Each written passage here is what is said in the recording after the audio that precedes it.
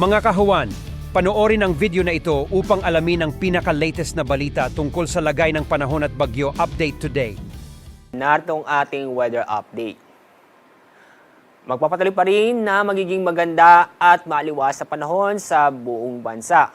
Siyempre, asahan pa rin natin ang malinsangan na panahon dahil pa rin sa panahon pa rin ng tag-init at naapektuhan pa rin tayo ng El Nino.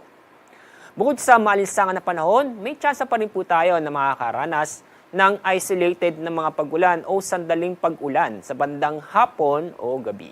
Base sa ating latest image mula sa Himawari, wala pong ITCZ hindi nakaka-apekto ang ITCZ sa ating bansa.